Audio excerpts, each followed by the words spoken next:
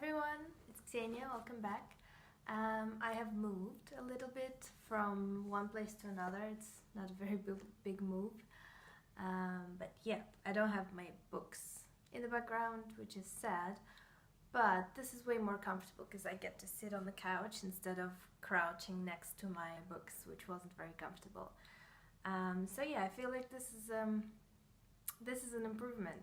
So today I wanted to talk a little bit about this wonderful book, The Road by Cormac McCarthy. I finished it a few weeks ago, or maybe a month ago already, and I still think about it sometimes. I still mull it over in my head. It really made an impression on me.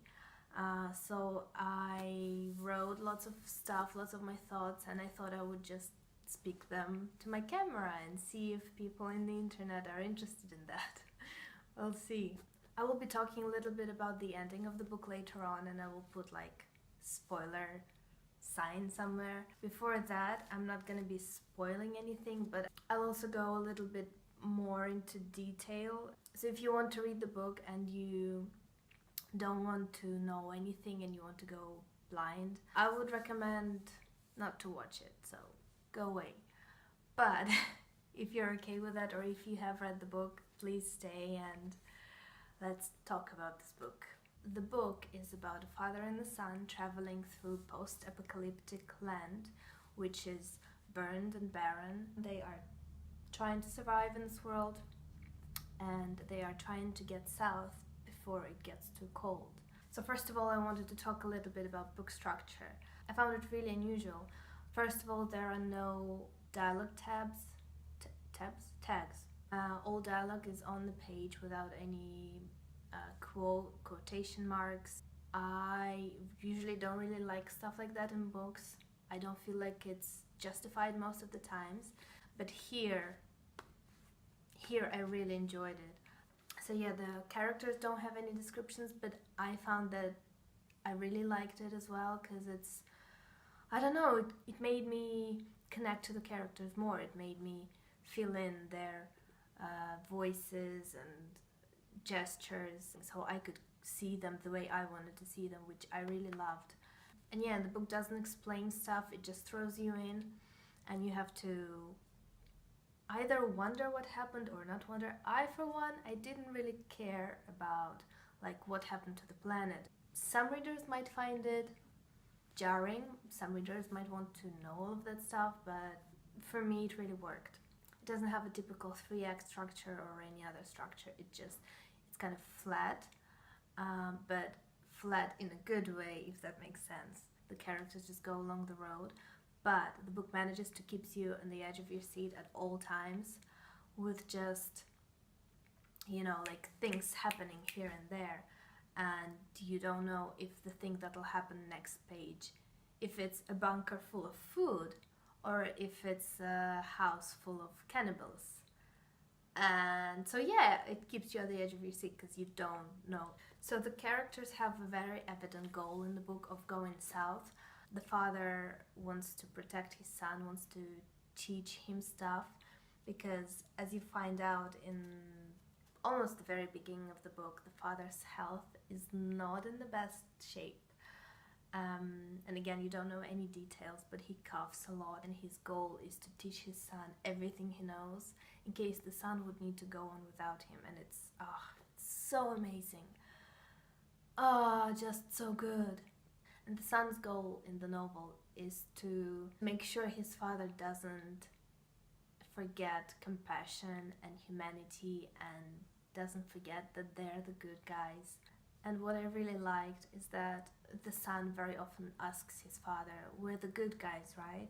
And I found it so touching. I felt like he didn't just say that to know it. Like, he does know it. He doesn't need to ask his father again and again, "Are we the good guys?" He knows it by now. He kind of, in a way, he tries to remind his father that, like, you know that we're the good guys, right? He tries to remind him that, and I really loved that. And yeah, I talked a little bit about hope in my shorter review, that the book is very bleak and dark, but it's it's possible to find hope here, and there is way more hope than people, I feel, give it credit. And I was thinking about it, that yes, there's hope and love. And then I realized that the book is dedicated to his son, and I read a little bit about that, how he was a little bit scared of becoming a father later in his life, and how he was traveling with his son and stuff like that. So obviously there is love. It makes me very emotional to think about it, to think of how the man wrote the book to his son, about a man loving his son so much. I feel like sometimes you can't say words like that to a person you love. The only thing you can do is actually write a book, and even if it's so depressing and bleak, I don't know, you can see the love here, so much love. So I wanted to talk about one scene in specific that I think it's my favorite scene in the whole book. And again, I'm not going to be spoiling anything, but I will be talking about a specific scene. So it's the scene where a father and a son finally get to the ocean, and the boy has never seen an ocean, and the father apologizes that the ocean isn't blue. And then the boy goes to swim, and after he comes back, he's crying. And oh, I loved it so much. He has never seen the ocean before, and it's something from this other life that he will never experience. He'll never see a real blue ocean and see the real sun. And it makes him so emotional that he cries. And it seems so fitting because life came from the ocean, and now all life is gone. Nothing is left. And they are talking about like a small possibility that there's maybe a squid on the very bottom of the ocean. And it's, again, hope. Oh, I love it. Tiny, tiny bit of hope. It's so, so beautiful. And then they also talk about how on the other side of the ocean, somewhere there might be a father and a son, also in search of hope, and also maybe they are just going forward, caring for each other and trying to survive. And this thought made them think that yeah, maybe there is something else, something that we don't see, something hopeful. I really loved that. So yeah, now I want to talk a little bit about the ending, and if you don't want to be spoiled, don't watch it. Bye. But if you've read the book, or if you don't care about spoilers, then let's talk about the ending. The ending. I cried a lot. So the hope that I was talking about, you can see it in the ending as well. It's very hopeful, and I think it's less subtle in a way in the ending. It's less subtle than in the rest of the book. I had a thought that the ending could be metaphorical, because father talks a lot about dreams, that the moment you start having dreams about things that aren't real, this is the moment you give up and you shouldn't do it. And he starts having this good, nice dreams when he's close to death. And I thought that maybe the ending of the book was his dream as well, that his son would find someone to take care of him and everything will be alright and all that stuff, because it did feel a bit too good to be true. Even though I saw the hope throughout the book, still it felt like, no, that's too good to be true, something will go wrong. And nothing did go wrong, and everything ended very well for the boy. And so yeah, I thought maybe that was some weird dream of the father, but also in a way that through the dream the author tells us that it's okay, the boy will be okay. So yeah, I had this theory for a while, but then I went and read it and I found an even better theory. So the theory goes that the man who the boy meets in the very end and who helps him, he sort of symbolizes a boy in the future. And I really love that. It's such a beautiful ending if you think about it this way, because the boy does meet someone who helps him and he goes on living, not a good life, but you know, he goes on living at least with nice people. And also in a way, if you think about this person symbolizing the boy, you you see that the boy will be all right, and he'll have I don't want to say happiness, because I don't know if you can have happiness in this book, but the boy will be all right, and this is a very nice sentiment.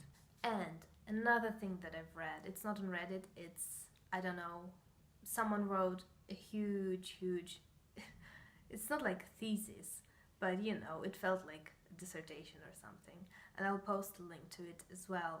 It talks a lot about the ending, especially about the last passage about the trout.